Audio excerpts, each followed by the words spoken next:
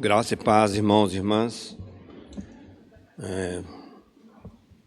Vamos ler Romanos capítulo 15. Romanos capítulo 15, versículo 24.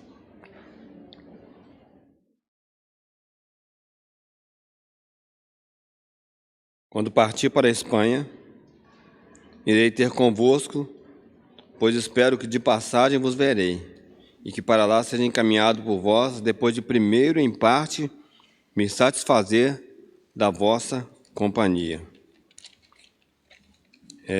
No domingo passado, comecei falando para os irmãos dessa transformação belíssima, né, e miraculosa que aconteceu na vida de Saulo, né, quando ele, de perseguidor dos irmãos, ele passa a ser tanto perseguido quanto alguém que ama profundamente os irmãos, né, ao ponto de ele gastar a sua vida em benefício desses irmãos, dessas pessoas que compartilhavam da mesma fé que ele, né, e falamos um pouco sobre essa verdade, sobre essa realidade, né, daquilo que o Espírito Santo é capaz de fazer nas nossas vidas e como isso é um grande milagre que acontece no nosso coração, isso é um grande milagre que acontece em cada um de nós, né? Saulo, ele perseguia os judeus, né? Ele consentia na morte deles, ele os arrastava, ele os prendia, ele os humilhava, né? Fazia com que blasfemassem o nome do Senhor. E quando ele é capturado pelo Senhor, ali no caminho de Damasco, né, ele então começa a entender, ou ele entende que o propósito de Deus, né, o propósito eterno de Deus havia se cumprido numa pessoa, Jesus Cristo, e era exatamente contra quem ele lutava, né? Embora ele achasse que estava lutando contra pessoas, né, aqueles cristãos que proclamavam o nome de Cristo. Quando o Senhor Jesus se revela a ele, o Senhor Jesus fala: você está perseguindo é a mim que você está perseguindo. E Saulo, então, ele tem uma transformação, e nós já vimos, né? Estou apenas lembrando os irmãos. E ele, então, quando a gente lê isso aqui, em Romanos, capítulo 15, versículo 24, né?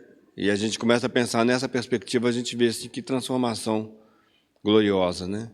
Então, Paulo, ele agora fala: olha, eu estou indo para a Espanha, mas eu gostaria de me satisfazer, de me recrear, de me regozijar na companhia de vocês, na companhia das pessoas que ele antes odiava e que ele antes queria exterminar.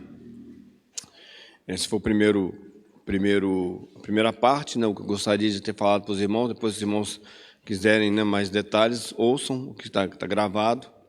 E eu tinha falado para os irmãos que eu gostaria de utilizar 2 sessões, né? Tinha pensado, tinha dividido essa mensagem em 2 partes.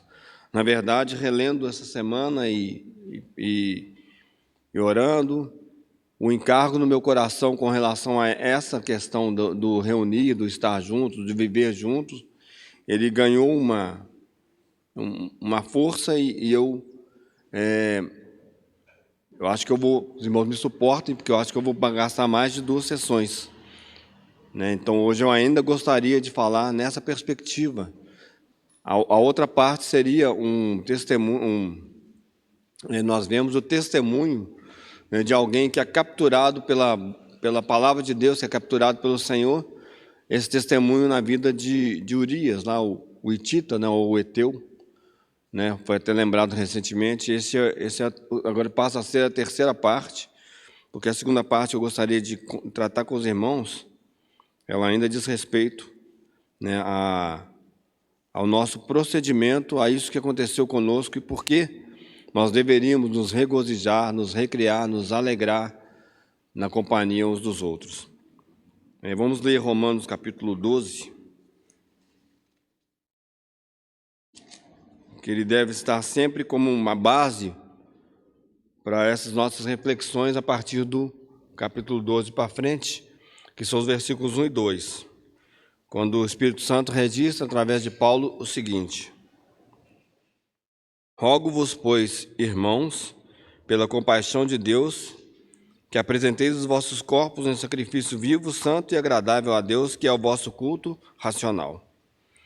E aí o versículo 2 diz: e não sede conformados com este mundo, mas sede transformados pela renovação da vossa mente ou do vosso entendimento, para que experimenteis qual seja a boa, agradável e perfeita vontade de Deus.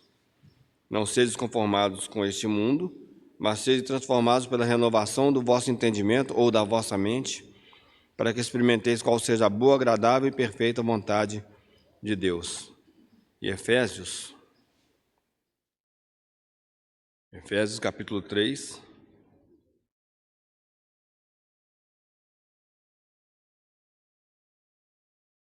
a partir do versículo 1.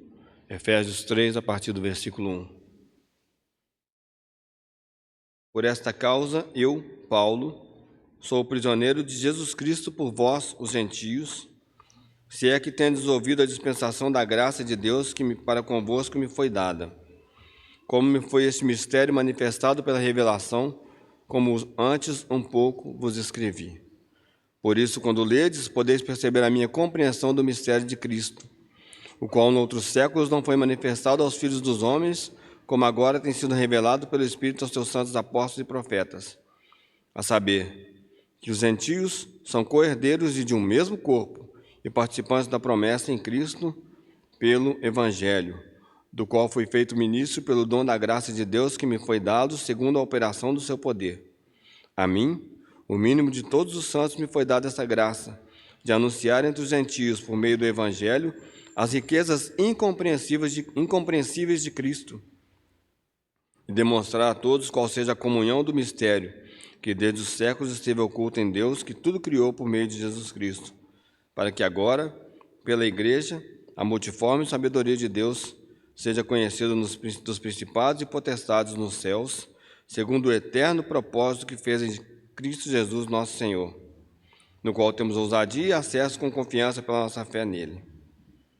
Então, vamos orar mais uma vez e aí vamos prosseguir nesse pensamento. Senhor, nós damos-te graças pela lembrança que tivemos nessa manhã, porque sim, Senhor, a tua morte foi, Senhor, foi o que nos propiciou essa condição, Senhor, de nós estarmos aqui hoje, de nós abrirmos a tua palavra, Senhor, de nós termos entendimento da tua palavra, Senhor. Foi a tua morte, Senhor. Senhor, naquela cruz, foi a tua ressurreição, Senhor. Senhor, foi a tua graça, Senhor, nos enviando o teu Espírito Santo, que nos providenciou essa maneira, essa forma, essa condição de estarmos aqui nessa manhã. E por causa disso, Senhor, e firmados nisso, Senhor, nós estamos aqui rogando a Ti, que o Senhor continue, Senhor, revelando para nós a Jesus Cristo, nosso Salvador, Senhor. Senhor, enquanto abrimos a Tua palavra, Senhor, não buscamos nenhum outro, não buscamos outra coisa, Senhor, a não ser Jesus Cristo, Senhor. Senhor, a revelação do Teu Filho para nós, Senhor. É disso que nós precisamos, Senhor. Revela-nos na Tua palavra o Teu Filho, Senhor. Revela-nos, Senhor, na Tua palavra, Senhor, o Teu propósito, Senhor, a Tua vontade, o Teu coração, Senhor. Senhor, nessa manhã estamos aqui diante de Ti, Senhor, para ouvirmos do Senhor aquilo que o Senhor tem para nós. E rogamos a Ti, Senhor, que o Senhor use esse vaso, Senhor, tão fraco, Senhor. Senhor, nós como vasos frágeis, Senhor, mas com esse tesouro glorioso que temos dentro de nós, Senhor. Senhor, para nos exortar, Senhor, para nos corrigir, para nos animar, Senhor. Senhor, para nos fazer, Senhor, chegarmos a Ti, Senhor, e servirmos ao Senhor de uma maneira nova. Rogamos a Ti, Senhor, precisamos da Tua palavra nessa manhã. Senhor, estamos aqui, Senhor, com expectativa, Senhor, que o Senhor vá falar conosco, Senhor, como o Senhor já tem feito nessa manhã, por causa do Teu amor por nós e por causa do Teu glorioso propósito em Cristo Jesus. Bendito seja o Teu nome, Senhor. Amém. Porque voltamos em Romanos 12, é óbvio e é tranquilo de responder. Porque sem renovação da nossa mente, não há compreensão a respeito dessa nossa nova realidade. Sem que a nossa mente seja renovada, nós não conseguimos entender essa questão da unidade, daquilo que Deus fez em Cristo Jesus, trazendo pessoas pecadoras, individualistas, vivendo de uma forma individual, cada um se desviando pelo seu próprio caminho, para uma nova realidade que é a realidade de Cristo Jesus, cabeça, e os seus irmãos, aqueles que foram salvos por ele, os filhos de Deus, que foram achegados a Deus como membros do seu corpo e apenas um, numa unidade gloriosa, numa unidade maravilhosa. Quando Paulo fala em se alegrar na presença, estando junto com os irmãos, ele não está falando de uma afeição desordenada, como vemos em Colossenses, né, de alguma coisa que, olha, eu gosto de estar com aquelas pessoas porque eles, né, falam a minha mesma língua, no sentido de que eles pensam como eu. Não é absolutamente isso, irmãos. É por causa de uma verdade, de uma realidade que aconteceu e que Paulo, ele claramente viu quando ele foi alcançado pelo Senhor, né? Então, falamos isso na semana passada e eu acho que é importante nós repetirmos. Essas duas revelações, que na verdade ela é a revelação completa, ela acontece com Saulo ali no caminho de Damasco. Primeiro, ele compreende que Jesus Cristo é o Senhor. Ele compreende que o Deus eterno havia enviado o Messias, havia cumprido toda a sua vontade, e o Messias era o próprio Deus que vem a esse mundo. Por isso a sua pergunta: quem é Senhor? E ele também recebe a revelação imediata do Senhor Jesus dizendo: eu sou Jesus a quem tu persegues. Ou seja, você persegue essas pessoas, você está perseguindo a mim mesmo, porque essas pessoas, elas fazem parte de mim. E aqui em Efésios, temos estudado isso com os jovens, né? Aqui em Efésios fica muito claro o entendimento que Paulo ele tem a respeito dessa verdade. Por isso ele não se furta, né? Ele não vive mais sozinho. Ele não deixa de lado a comunhão dos cristãos, né? É uma coisa estranha ouvirmos, e isso se ouve, nós ouvimos muito isso nos nossos dias, de pessoas que dizem: não, eu posso servir a Deus, só eu e Deus. Eu não preciso de igreja para servir a Deus. É uma coisa que ela é antibíblica e ela está totalmente contrária à realidade que nós recebemos, que nós entendemos do Evangelho. Aqui em Efésios, Paulo, né, inspirado pelo Espírito Santo, ele vai trazer para nós a profundidade dessa verdade. Este é o mistério que estava oculto e que agora foi revelado. E que Paulo diz: eu, como o mínimo de todos, como o menor dos santos, né, me foi dada essa graça de falar sobre esse evangelho. Essa verdade que agora não tem mais divisão, agora não tem mais judeu, não tem mais gentio, porque todos os que estão em Cristo foram feitos apenas um. E isso é maravilhoso, mas isso também é algo que deve nos levar a uma reflexão mais profunda a respeito das nossas vidas. Deus se dá a revelar hoje, o nosso Senhor, Ele se dá a revelar hoje através da sua igreja. É assim que Deus está se revelando hoje. E se nós lembrarmos bem a oração, quando o nosso Senhor Jesus ele está ali ainda com os seus discípulos no Evangelho de João, naquela sua oração no capítulo 17, o Senhor Jesus ele diz: olha, que eles sejam um, para que o mundo saiba que eu vim ao mundo, que o Senhor me enviou a este mundo. Lá no versículo 21, estou parafraseando, depois os irmãos leiam com cuidado. O testemunho ele não se dará pelo nosso falar, isso faz parte. O testemunho não se dará por nenhuma outra coisa, a não ser pelo fato de que pessoas que eram invejosos, individualistas, egoístas, foram incluídas, foram feitas apenas uma pessoa só em Cristo Jesus. Essa unidade é que vai fazer com que o mundo creia. Por isso que talvez haja tanta confusão hoje, até no mundo, quando olha para a cristandade, né? Ele não consegue perceber claramente Deus, porque há muita confusão. Há muitas coisas que elas não são de Cristo. Mas quando você percebe aquilo que o Senhor Jesus ele continua edificando a sua igreja. Ele não perdeu a mão. Ele não falhou em algum momento e agora as coisas desandaram. Não, a igreja ela está sendo edificada. E quando nós conseguimos perceber a igreja, aquilo que é verdadeiro de Cristo, aí nós conseguimos ver realmente essa verdade de que o Senhor Jesus veio a esse mundo e Ele transformou pessoas que antes andavam errantes, né? Como está escrito lá em Isaías, né? Cada um se desviava pelo seu próprio caminho, né? Ele transformou essas pessoas numa unidade. A unidade não quer dizer um pensamento único sobre todas as coisas. A unidade significa que nós temos comunhão de Jesus Cristo, ou em Jesus Cristo. Essa é a nossa unidade. Posso pensar diferente dos irmãos em muitos assuntos que são periféricos. Muitos assuntos que estão ao redor, né, da doutrina, eu posso pensar diferente. Mas nós temos unidade em algumas coisas que são muito importantes que elas sejam vistas, que elas sejam vividas. O amor entre os irmãos, o amor de uns para com os outros, isso é que o mundo precisa ver, isso é o que precisa ser evidenciado e visto na igreja. Eu penso diferente de você, mas eu te amo. Você pensa diferente de mim, mas você me ama. Essa é a verdade. Essas coisas que nós pensamos diferentes, que não são o cerne, que não são as coisas mais importantes, elas absolutamente não nos dividem. Elas não nos fazem ter lutas e brigas e confusões entre nós. Porque essas coisas elas são periféricas. Mas naquilo que é central, Jesus Cristo como Senhor, o amor, né, a dedicação da minha vida aos irmãos, a dedicação dos irmãos, né, uns para com os outros, isso é central e não pode deixar de ser alguma coisa que é vista na igreja.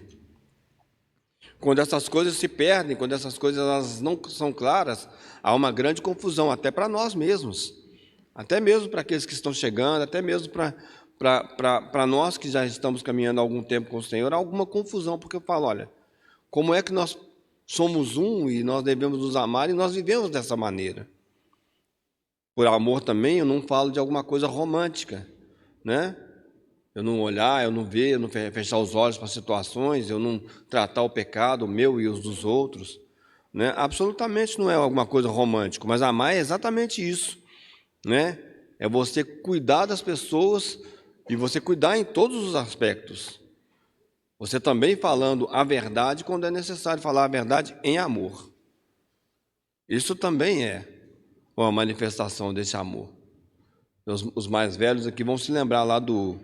Eu não lembro agora, eu faço a confusão do nome, do Mertiolate lá, do Mercúrio. Irmãos, os mais velhos vão se lembrar daquela que a gente passava no machucado e ardia, né? Acho que hoje não existe mais isso, né? Mas era uma forma de amor. Quando a minha mãe pegava lá, eu me ralava todo lá, andando de bicicleta, jogando bola, e ela pegava lá e vinha com aquele negócio, ela sabia que ia arder. A gente sabia que ia arder, mas era para curar a ferida. Isso é amor. Eu estou fazendo isso com você porque eu te amo, porque eu sei que se você continuar com essa ferida, ela vai infeccionar e você pode perder o seu membro, você pode morrer. Então, antes que isso se torne numa gangrena, numa coisa ruim, numa coisa, né, que pode te prejudicar, eu vou tratar de uma maneira que às vezes vai doer um pouquinho, mas isso é o amor que precisa, né, que precisa ser evidenciado, que precisa ser visto no meio do povo de Deus. Então, quando o Senhor Jesus ele fala, né, lá em João capítulo 17, versículo 21, sobre essa verdade, que será a manifestação, né, para o mundo da realidade da sua vinda, né, que sejamos todos um, é o que Paulo ele compreende, né, e ele vai trazer para nós essa profundidade, como é que isso aconteceu e como é que isso acontece aqui na carta aos Efésios. Se a gente parar para olhar e a gente estudar, né, de uma maneira mais, com mais atenção a carta aos Efésios, nós vamos ver que o centro ali, obviamente é Cristo, mas é Cristo e o seu corpo, e a sua igreja. Irmãos, não há como hoje nós dissociarmos, nós separarmos Cristo da sua igreja. Foi Ele que fez assim. Ele é a cabeça.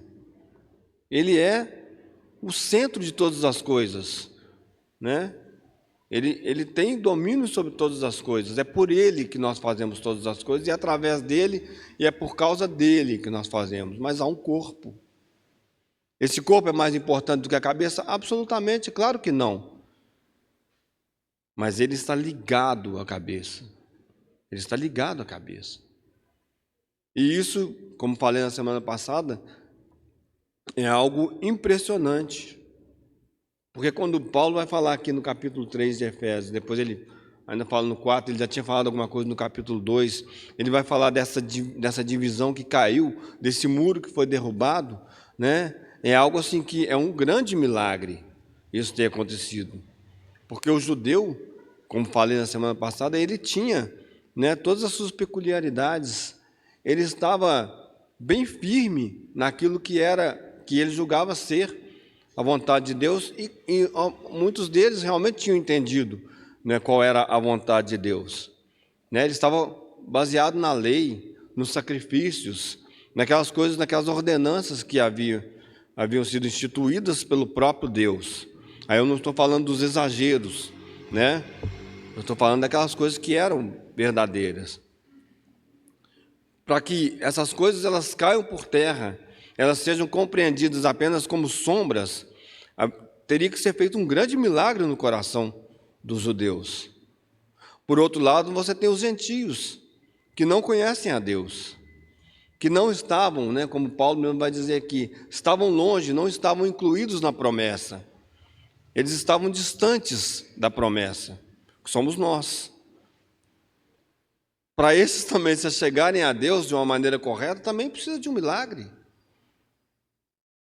Não há como, irmãos, né, isso acontecer apenas por um raciocínio mental que vai nos levando nessa direção. Não, é preciso de um milagre, algo acontecer dentro de nós. E foi o que aconteceu. E agora, judeus e gentios, eles participam da mesma verdade. Eles são membros uns dos outros. E aí, esse regozijo, que também, como falei na semana passada, não é uma alegria humana, né, de estarmos vivendo nessa comunidade como membros do corpo de Cristo. Não é uma sociedade, não é alguma coisa que nós resolvemos fazer, né? E agora nós pegamos pessoas que pensam como nós, ou pensam mais ou menos parecido, e agora nós estamos juntos. Absolutamente não é isso. É um milagre que aconteceu nos nossos corações. É um milagre. O Senhor abriu os nossos olhos pelo seu Espírito Santo para que nós enxergássemos que nós precisávamos de um Salvador, Jesus Cristo. E aí a visão ela prossegue. A visão prossegue. Nós precisávamos de um Salvador e precisávamos estar conectados a esse Salvador e conectados a outras pessoas que também estavam sendo salvos por Ele. Essa ligação que nós temos espiritual, ela é muito mais forte do que a ligação que nós temos com os nossos familiares em termos de sangue e de DNA, ou seja o que for. Essa ligação que nós temos com os nossos familiares, ela um dia vai cessar. Ela vai acabar, porque esse corpo vai passar, seja pela morte, seja pela transformação. Quando o Senhor Jesus, Ele vier nos buscar, de alguma maneira isso vai cessar. Agora, esses laços que nós temos, irmãos, que foram criados no Calvário, na morte e na ressurreição do nosso Senhor Jesus Cristo, eles são eternos. Eles nunca vão passar. Eu não consigo imaginar como é que será no céu, irmãos. Deixa eu falar céu, né? Por falta de uma palavra melhor. A gente não sabe ainda como as coisas elas irão acontecer. Mas na eternidade, eu não sei como eu serei na eternidade. Eu não sei como os irmãos serão na eternidade. Eu sei que o Senhor, Ele tem trabalhado em nós para que quando nós estivermos com Ele e o servimos na eternidade, isso aconteça de uma maneira perfeita. Todos nós que estamos aqui, que cremos no nosso Senhor Jesus Cristo, queiramos ou não, estamos eternamente ligados e estaremos juntos para todo sempre. Para todo sempre. O que você gosta, o que você não gosta, mas também não desgosta, é aquilo que você não gosta. Humanamente falando. Porque sim, irmãos, nós temos preferências humanas. Elas, obviamente, não podem interferir numa vida cristã verdadeira, né? Nós devemos amar a todos da mesma maneira, nesse sentido que eu estou falando do amor de Deus. Porque o Senhor nos amou quando nós éramos seus inimigos. Mas nós temos preferências, por vários motivos, por várias situações, nós temos aquelas pessoas com quem nós convivemos mais, aquelas pessoas com quem nós convivemos menos. Isso é razoável, normal, né? E repito, isso não pode interferir numa vida cristã verdadeira, né? Isso não pode ser apenas as únicas pessoas a quem eu sirvo e a quem eu amo, obviamente que não. Mas, irmãos, na eternidade, essas coisas elas terão passado. Mas nós somos chamados hoje nós somos chamados para vivermos essa realidade que será plena algum dia. E é muito bonito isso. Isso é muito interessante. Porque o homem natural jamais seria chamado para esse tipo de coisa, porque ele não consegue alcançar essas coisas. Ele não tem condições de alcançar esse tipo de mente. O máximo que nós conseguimos fazer, o máximo, é termos uma associação, é termos um grêmio, um grupo de pessoas com as quais nós convivemos, mas ali no meio das situações ali, as coisas estão lá fervilhando, e tem as pessoas que nós odiamos, e tem as pessoas que nós gostamos, que depois nós passamos a odiar, que nós odiamos, depois nós passamos a gostar. É o máximo que o homem consegue fazer é isso. Mas a igreja do Senhor Jesus Cristo não é assim. Absolutamente não é assim. E não é assim, irmãos, por causa de uma verdade que nós experimentamos. E eu fiquei pensando, lembrando nessa semana, fiquei lembrando dessa... Sempre, eu ouvi um compartilhar há uns mais de 30 anos atrás, e eu já até compartilhei isso com os irmãos aqui, mas o irmão ele trouxe uma perspectiva, mas no meu coração, e depois lendo e relendo, isso ganhou uma outra perspectiva, né? E que eu acho que ilustra muito bem isso que aconteceu conosco, e que eu gostaria de chamar a atenção dos irmãos nesses minutinhos que faltam, né, para essa perspectiva. Os irmãos abram, por favor, em Apocalipse, capítulo 3.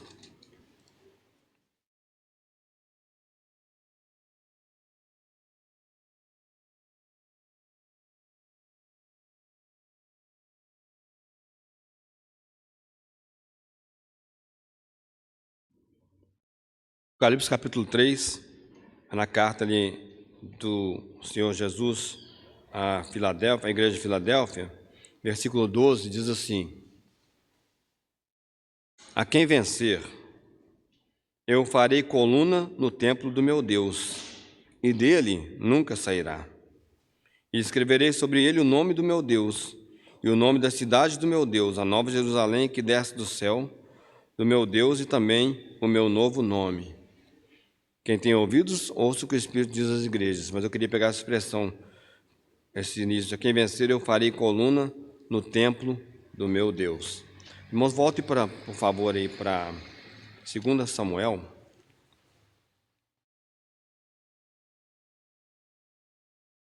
Antes de falar, prosseguir, eu queria chamar a atenção dos irmãos.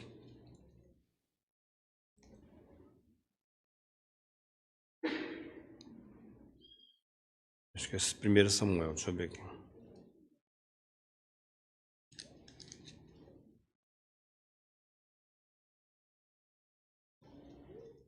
Quando a palavra de Deus fala que nós seremos... Não estou achando aqui, irmãos, mas depois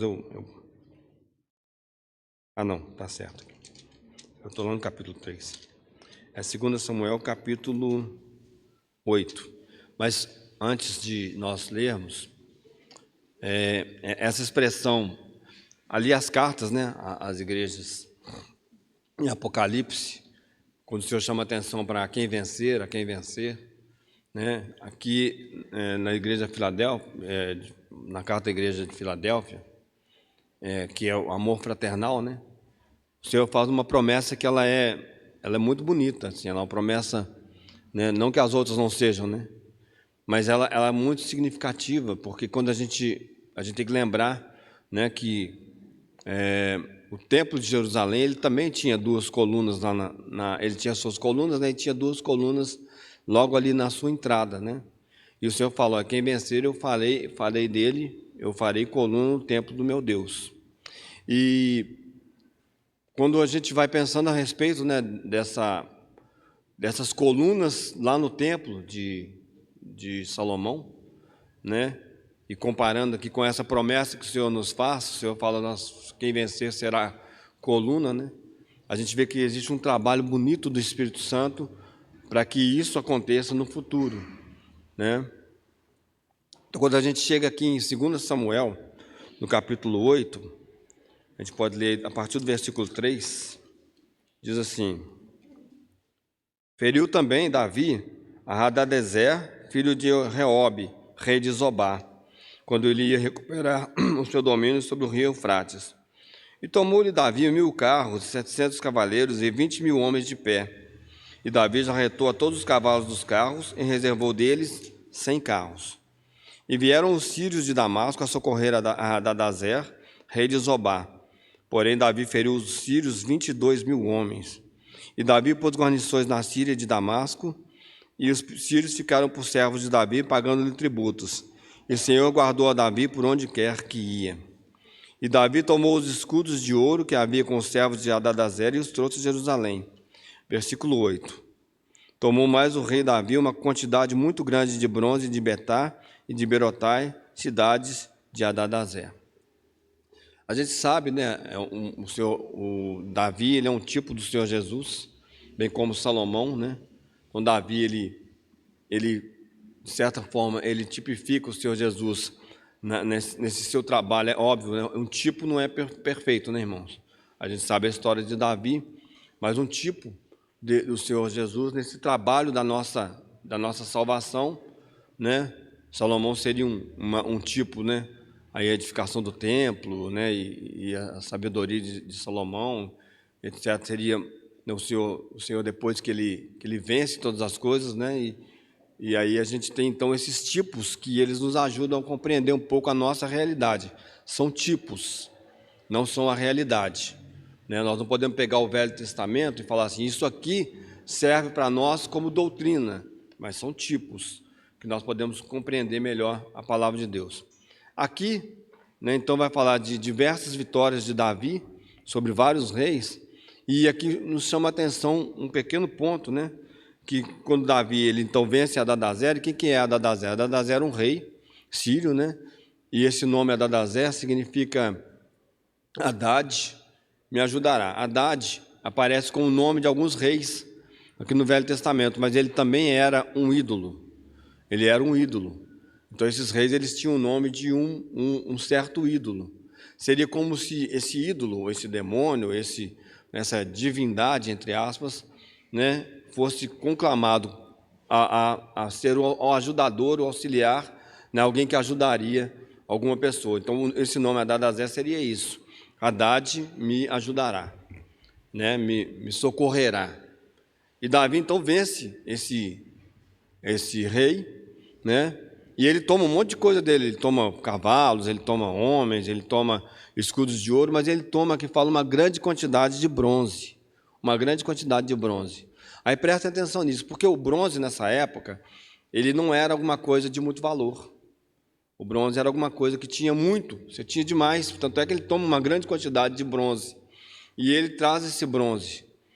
Pode ser que Davi já estivesse, ou no coração de Davi, na sua mente, certamente no coração de Deus já tinha em vista a construção do templo.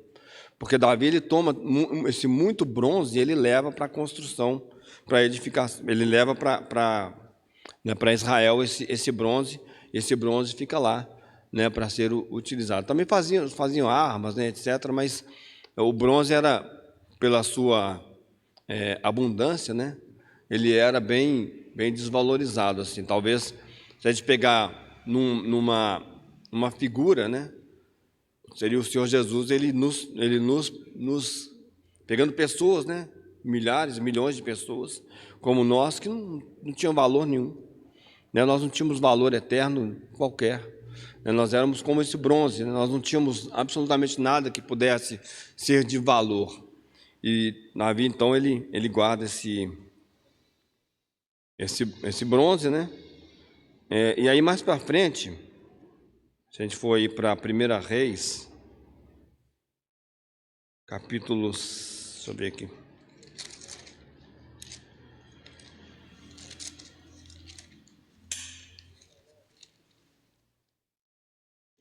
Primeira Reis, capítulo 7. Aqui em 1 Reis, nós vamos ver Salomão, ele tratando então da construção do templo, né? Ele vai agora construir o templo e ele começa então a designar pessoas para fazer os serviços. Ele começa, né, vai buscar madeira e etc. Então ele começa a fazer todo esse serviço.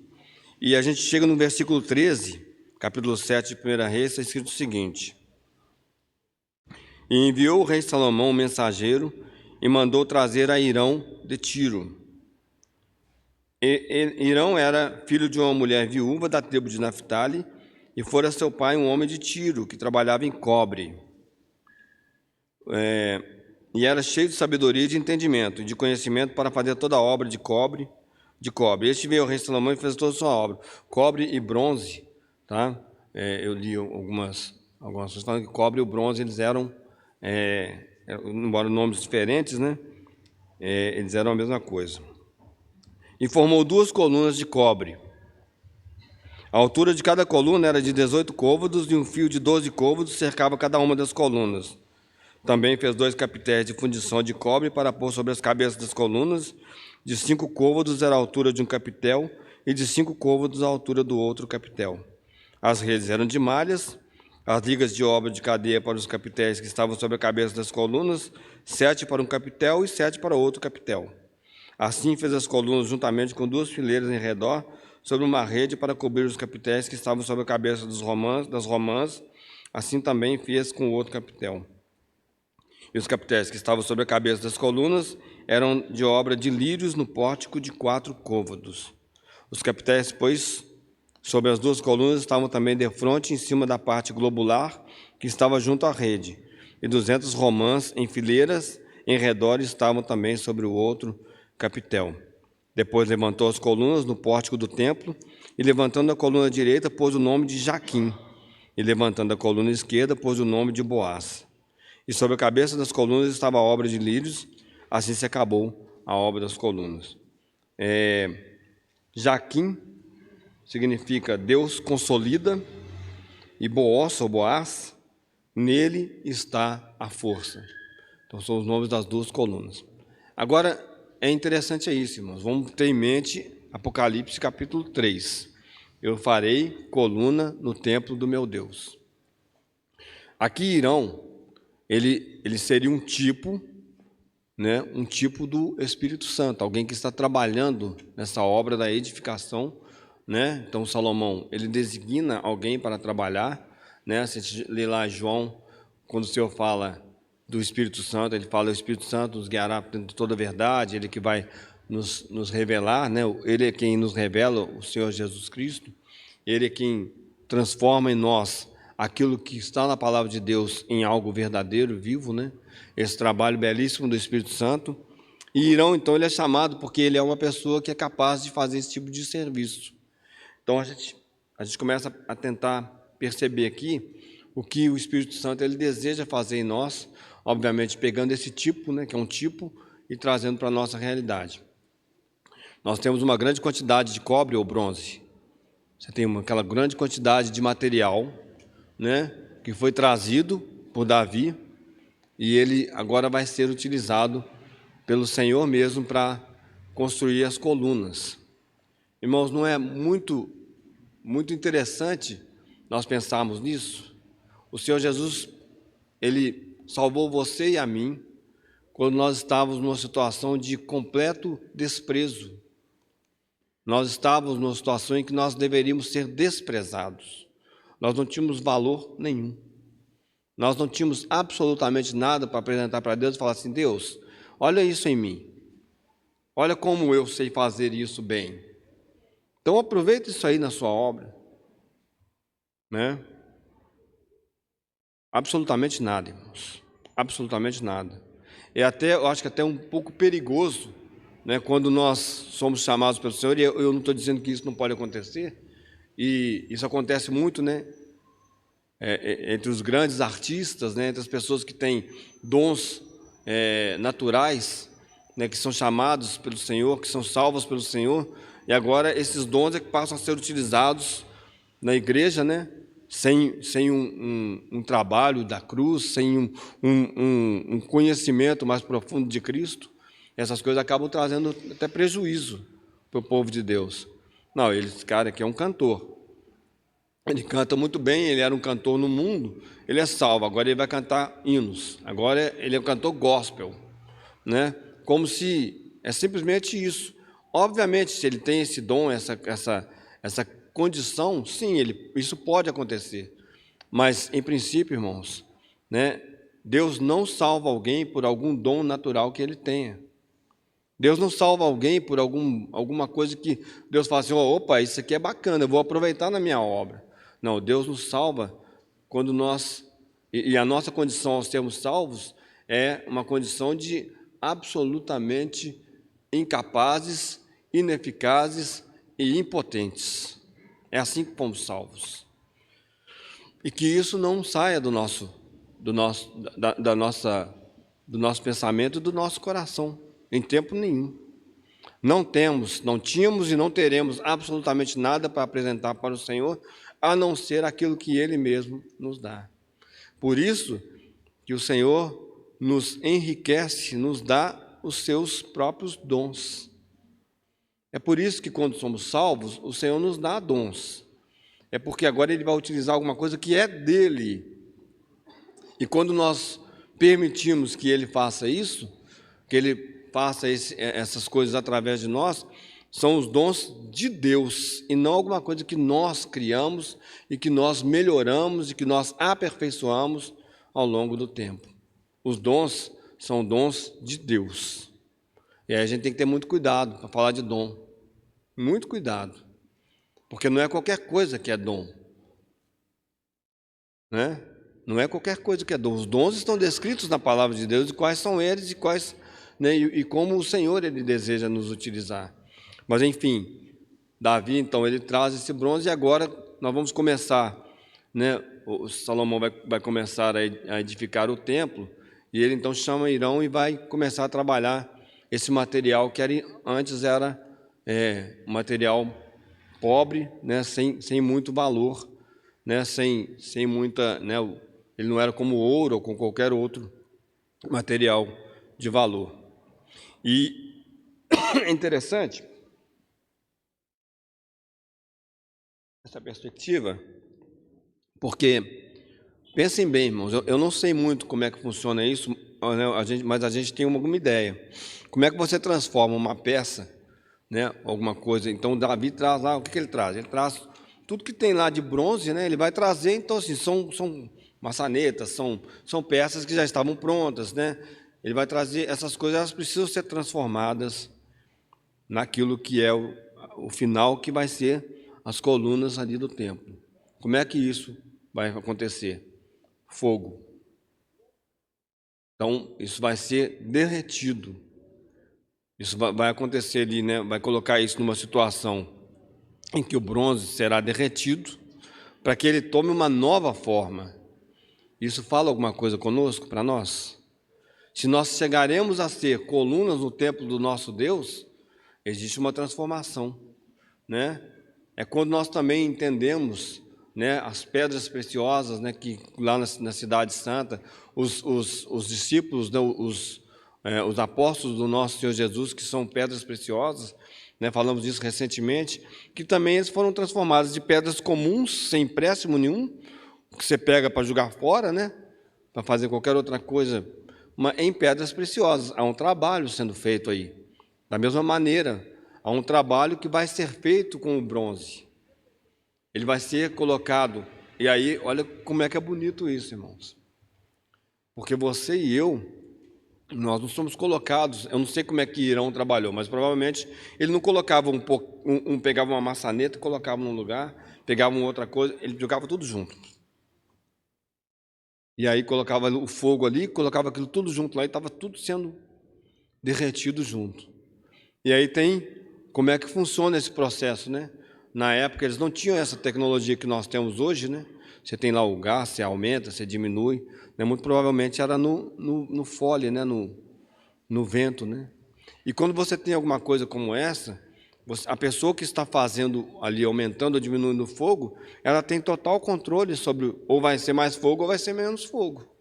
Opa, se eu puser fogo demais vai queimar, mas se eu puser fogo de menos vai demorar demais para derreter ou não vai derreter.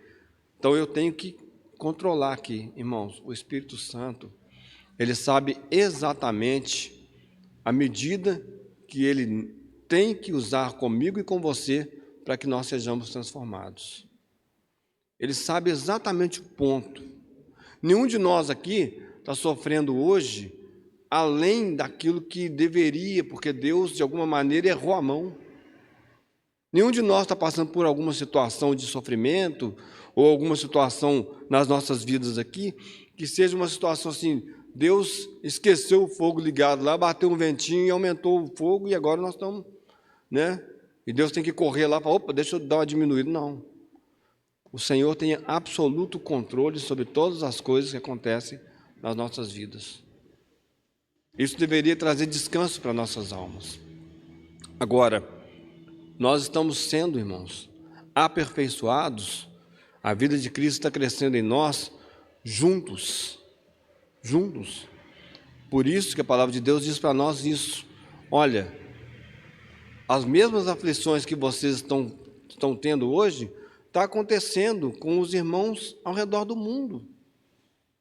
Você não está sozinho nessas coisas. Você acha que você é o único sofredor? Ah, mas ninguém passa pelo que eu estou passando. Ninguém sofre como eu estou sofrendo. Ninguém está passando pelas dificuldades financeiras que eu estou passando. Ninguém tem essa doença. Ninguém tem essa limitação física que eu tenho. Coitadinho de mim. Olha ao seu redor. É bem provável que você tenha estado muito pouco entre os filhos de Deus, numa comunhão sincera e verdadeira, quando você acha que você é a única pessoa que está sofrendo no mundo. Nesse exato momento, há cristãos morrendo por causa da palavra de Deus. Nesse exato momento, onde há guerras, há irmãos passando necessidade, passando fome, passando por situações que nós não imaginamos. Então, o Senhor está aquecendo as coisas, Ele está fazendo uma transformação que vai ser belíssima depois. Algo que vai ser lindo, e nós vamos ver no final aqui como é que era esse espetáculo do templo. O templo era uma coisa espetacular, maravilhosa, né? E logo na entrada você tinha um testemunho lindo. As colunas, essas colunas, elas não eram, elas tinham algumas coisas nelas, né? Tinham essas romãs, né? Tinham esses lírios, e isso também fala muito ao nosso coração. Quando eu fui ler a respeito dos lírios, né? Que eram colocados ali como um enfeite, mas eles tinham, né, um significado. O lírio, ele era uma flor que ela era muito comum. Ela não era uma flor incomum, né? Ela era uma flor comum.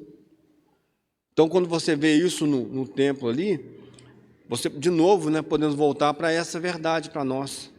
Né? Às vezes eu estava até lendo isso, até me surpreendi, porque a gente ouve e a gente não vai pesquisar, e a gente não vai ver, né? Quando a Sulamita, né, falando para o seu amado lá, ela fala a respeito do lírio, né? Ela está falando a respeito dela mesma e não a respeito do seu amado, né? Se nós pegarmos ali, né, também como um tipo de Cristo e da sua igreja, né? O lírio ali, o lírio do vale, né? Ele não é o amado, né? Ela não é o Senhor ali, ele é a Sulamita. Ela fala, eu sou como o lírio, ou seja, eu sou igual a todos os outros, não tem nada em comum. Só que o que ele fala para ela, que ela é um lírio, sim, mas só que ela é como um lírio entre espinhos. É algo belíssimo. Olha, você pode não ser, né? E aos seus próprios olhos, é verdade. E deveria ser assim. Você pode olhar para você e falar assim, eu tenho que empréstimo que eu tenho. né? Por que o Senhor me salvou? Mas o Senhor olha para você e fala assim, não, mas eu te vejo de uma maneira diferente. Não porque você tinha alguma coisa diferente, você é comum mesmo. Mas a forma como eu te vi e a forma como eu te amo te faz uma pessoa diferente. Não tem lugar para nós nos exaltarmos, não tem lugar para nós acharmos que somos melhores do que os outros, porque sim, somos comuns. Mas, irmãos, olha os olhos de amor do Senhor para conosco. Quando Ele olha para nós, e quando Deus Pai Ele nos enxerga, Ele vê a pessoa do seu Filho que nos salvou. Ele fala, não, esse aqui eu coloco meus olhos nele e eu amo, né? Assim como, porque está no meu Filho. E como eu tenho amado meu Filho, eu amo essas pessoas. Obviamente, é claro, né, irmãos? Entendam o que eu estou dizendo, né? O Senhor Jesus é único. Eis o meu Filho amado em quem eu tenho todo o meu prazer. É Ele. O Senhor, Deus nunca vai dizer isso para outras pessoas. Só que agora, irmãos, nós estamos nele. Nós fomos incluídos em Cristo. Nós somos membros do seu corpo. Nós somos o seu corpo, juntamente com todos aqueles que creram, todos aqueles que creem e todos aqueles que ainda crerão no Senhor. Então o Senhor olha para você e fala assim, você é comum, mas eu te amo, e no meio dessa humanidade perdida, você é um lírio no meio dos espinhos, que é a palavra, né, que ele fala para a Sulamita. Então, esse lírio ali, né, naquela coluna, ele pode ser, nós podemos vê-lo como um tipo, podemos ter outras lições, mas nós podemos ver como um tipo de alguma coisa que realmente, né, é comum, mas se tornou absolutamente belo. Nós também temos as romãs, nós podemos nos lembrar do fruto do Espírito. As romãs, em algumas das... Irmãos, eu vou terminar daqui a pouquinho. Comecei mais tarde, né? Mas a gente vai terminar daqui a pouco. As romãs, em algumas culturas, elas representavam fertilidade, né? E em Israel, ela era um fruto também que tinha o seu significado, tinha o seu né? As romãs ali eram algo que realmente eram cultivadas, né?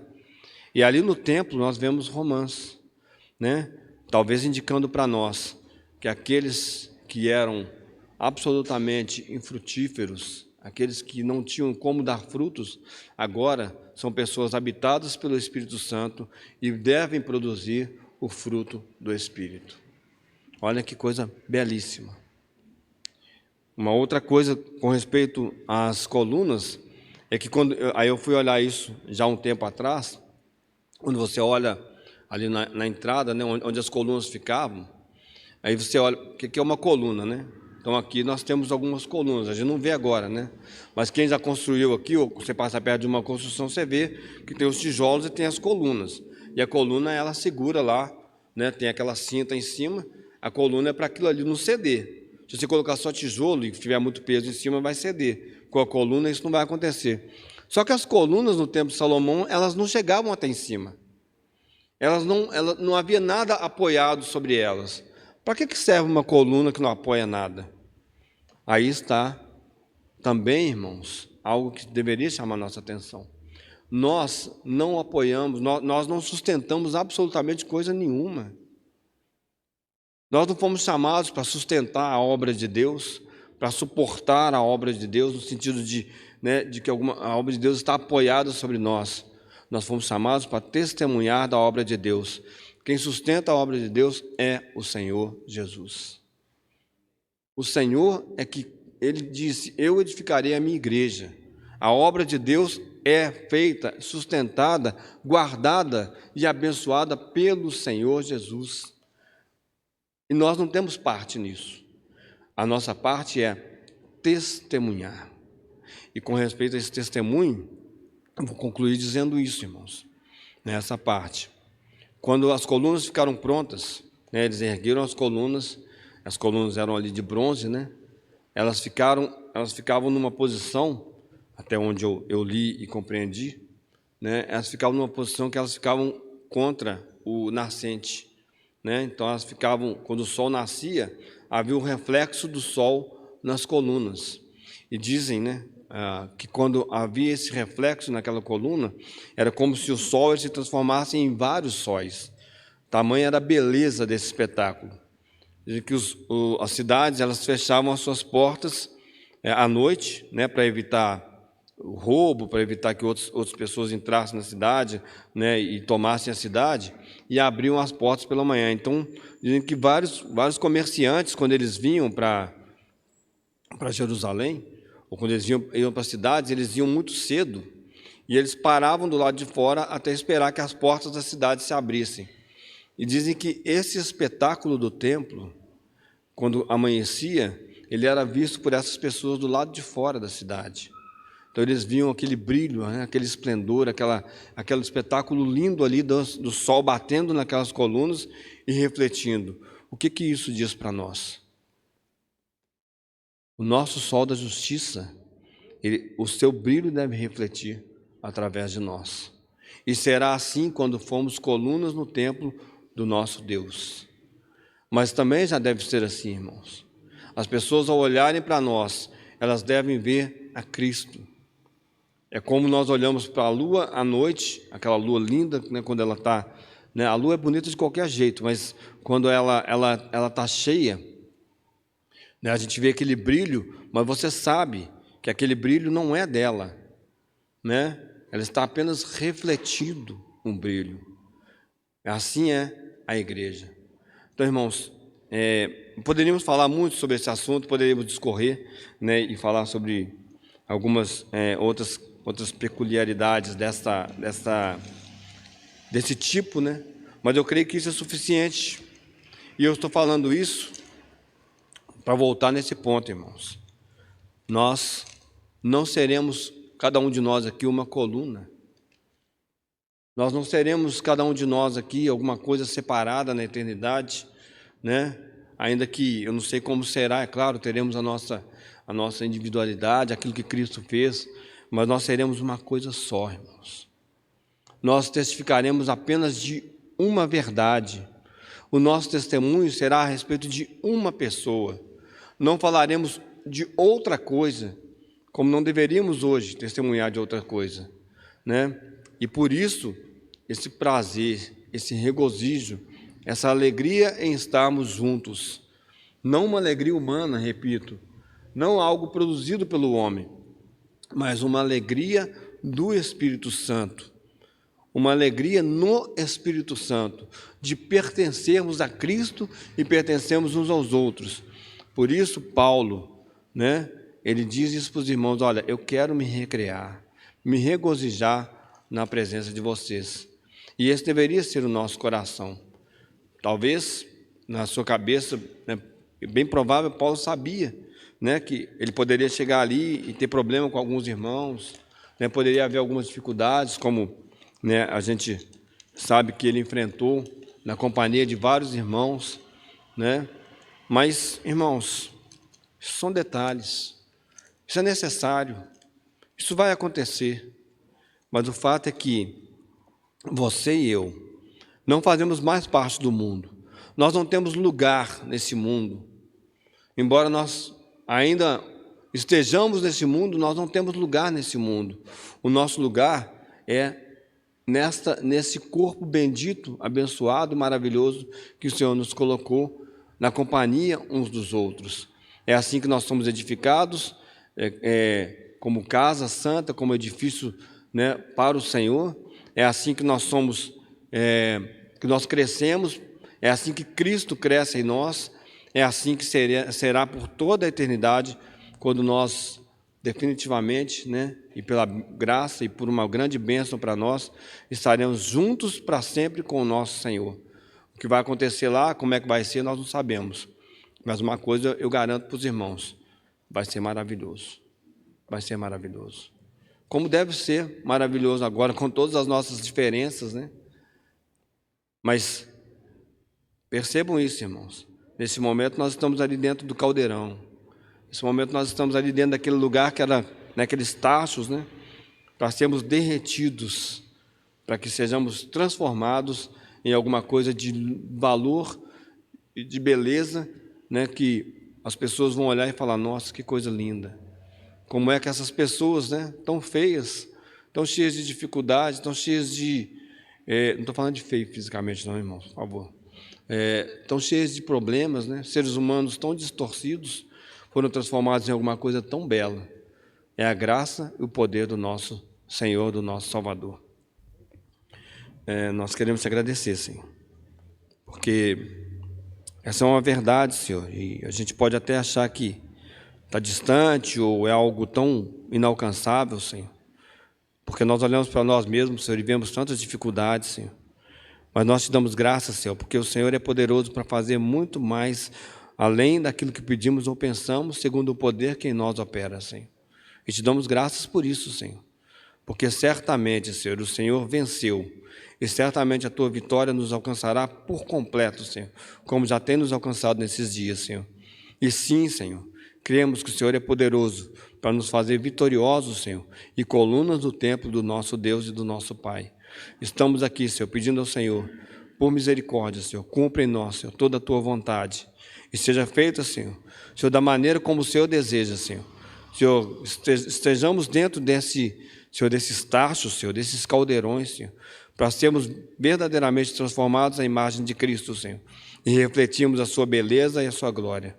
É a oração que nós fazemos nessa manhã, olhando para essa semana, Senhor, sabendo das muitas dificuldades, das muitas questões que enfrentaremos, Senhor, mas rogando a Ti, Senhor, que elas nos transformem à imagem de Cristo.